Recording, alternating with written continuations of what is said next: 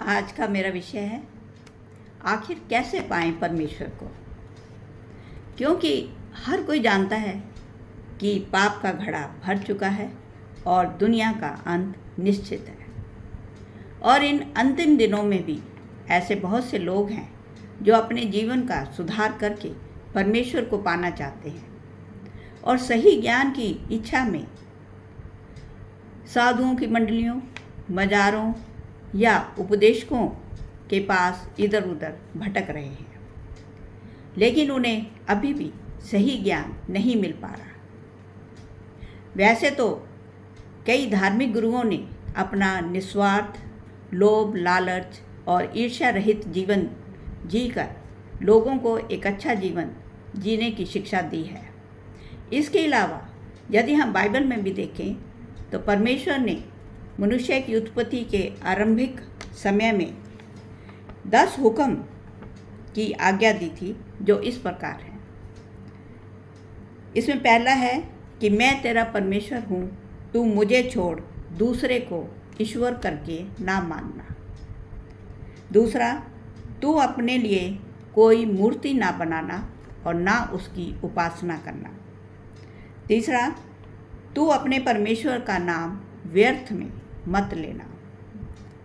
Fourth, तू 6 दिन तो परिश्रम करना और 7वें दिन को विश्राम दिन मानकर पवित्र रखना। पांचवा, तू अपने माता पिता का आदर करना। छठा, तू खून ना करना। सातवां, तू व्यभिचार ना करना। आठवां, तू चोरी ना करना। नौवां, तू किसी के विरुद्ध झूठी गवाही ना देना। और 10वां है कि तू किसी के घर का, किसी की पत्नी, दास, दासी, जानवर यानी कि बैल, गधे, किसी की वस्तु का लालच ना करना। इसके अलावा प्रभु यीशु मसीह ने भी अपने जीवन में 2 मुख्य शिक्षाएं दी थी, जिसमें पहली है कि तू परमेश्वर को अपने तन, मन और धन से प्रेम कर रखना, और दूसरा, तू अपने पड़ोसी को अपने समान प्रेम करना, यानी कि पूरी मानवता से प्रेम रखना।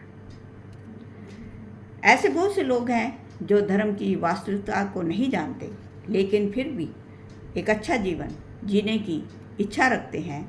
ऐसे लोगों के लिए भी बाइबल में लिखा हुआ है। मैं पढ़ रही हूँ रोमियो 2:14 में कि फिर जब अन्य जाति के लोग जिनके पास व्यवस्था यानी कि धार्मिक कानून कायदे, जिनके पास व्यवस्था नहीं परंतु स्वभाव से ही व्यवस्था की बातों पर चलते हैं, वो अपने लिए आप ही व्यवस्था हैं, यानी कि वो स्वयं ही एक धर्म है। और ऐसे लोगों का भी परमेश्वर उद्धार करेगा।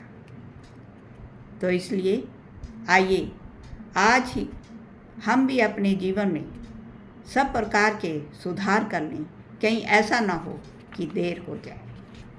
धन्यवाद।